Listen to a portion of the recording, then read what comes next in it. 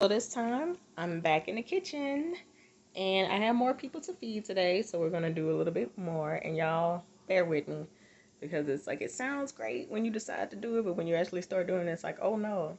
But it's still not gonna be too much work.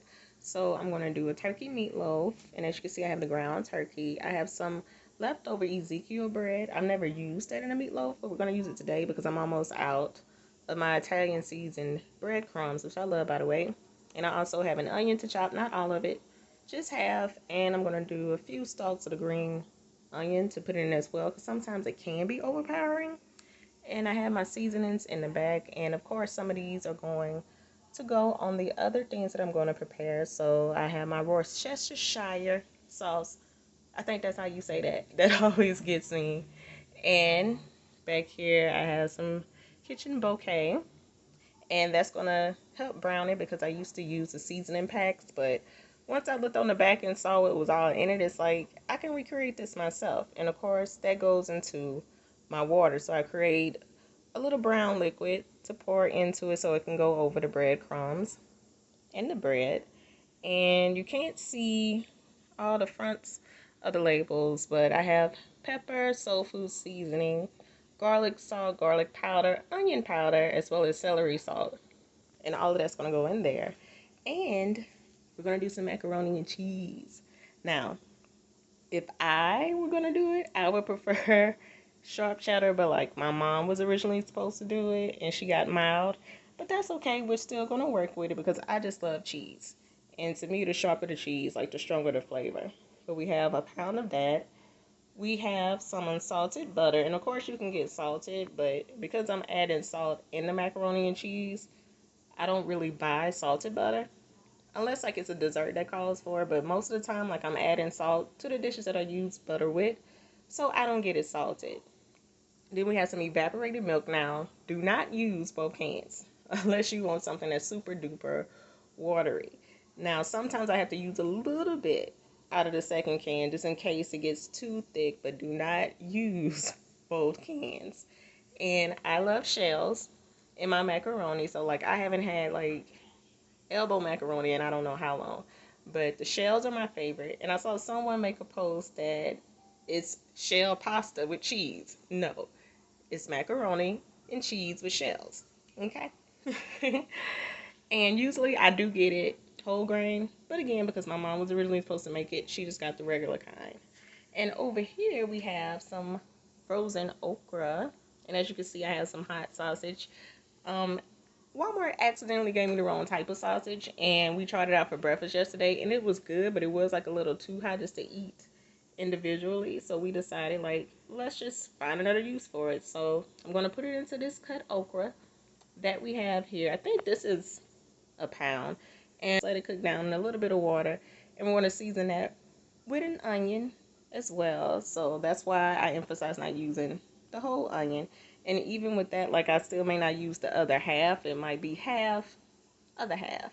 And like I mentioned before, some of those seasonings over there are going to go into the macaroni and into the okra. For the macaroni, I like to do pepper, soul food seasoning, and garlic salt. You can do more if you want. Some people love salt and pepper. So whatever combination you like.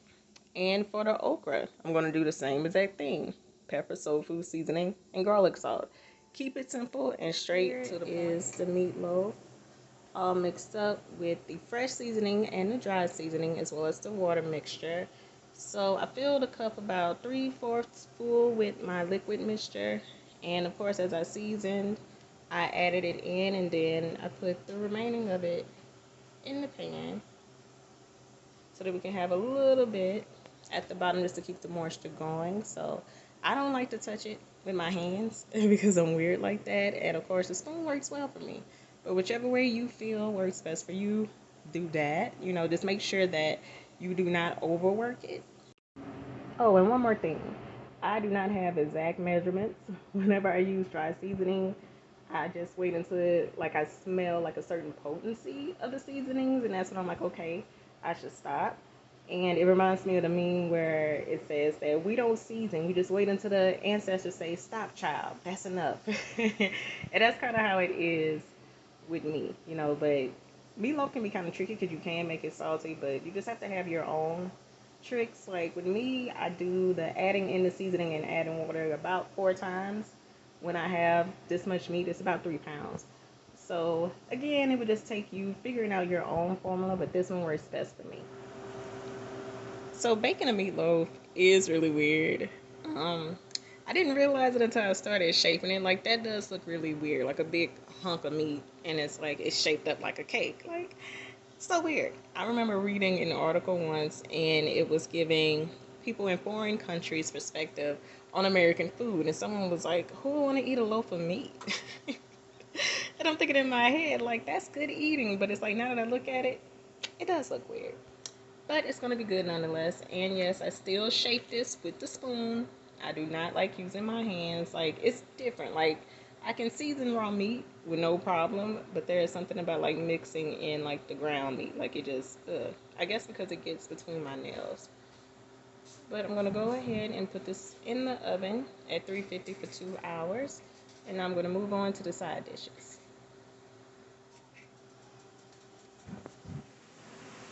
So I have the noodles in with the cheese and the butter, and as you can see, it's already starting to melt. And I don't even have the burner on, so I'm just gonna go ahead and add my milk to that. And over here, I'm getting ready for the okra, so I'm just sauteing my onions. That way I can know for a fact that they're cooked down, because it may not take that long for the okra. I wanted y'all to see what it looks like, the okra and the sausage added in. Isn't that pretty? Looks like Christmas almost with red and green. So I already have the onions that were sauteing down in there. And I forgot to mention that I sauteed them in olive oil. And I added my seasonings and a little bit of water. And I'm going to put the top over it and just let it cook. The macaroni is done. This is my favorite part because I love macaroni. I love it.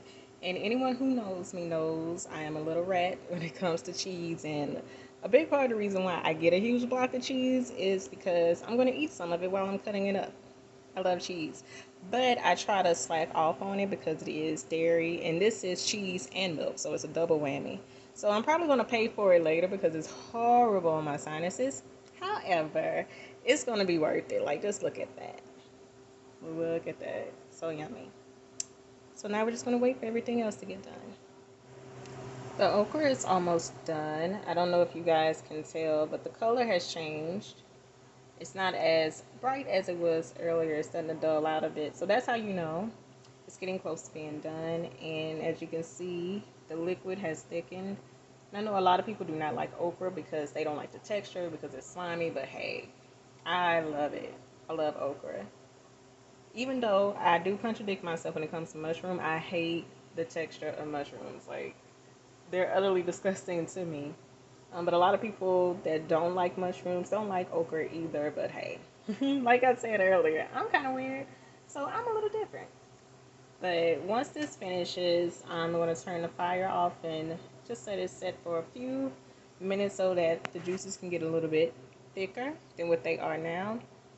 And in a few moments, I am going to take the meatloaf out and let that sit as well. So I'll be right back. So here's the finished product. I drained off the liquid and I also wiped out the pan because I knew you guys would be watching. And the little lighter spots that you see, of course, that's a little fat, but that's okay. And I'm about to cut it. Like I told you last time, I like to do a taste test. If I don't like it, nobody else is going to eat it. Just kidding, it's going to get eaten anyway. So I will be back with the final plating. So like always, this is my plate and this is the finished product. And you don't hear anything in the background because my sister and my dad came in and they were ready to eat. So they were talking about how good it was. And I'm still weird about receiving praise. So I just edited it out, like put it on silent so you guys could not hear. But I wish I would have cut it so you guys could see how moist it is. Well, was because it's gone now. And that's from the water mixture. And everything turned out really, really, really yummy. So be sure to like, comment, subscribe, share, and thank you for watching. And I'll see you in the next one.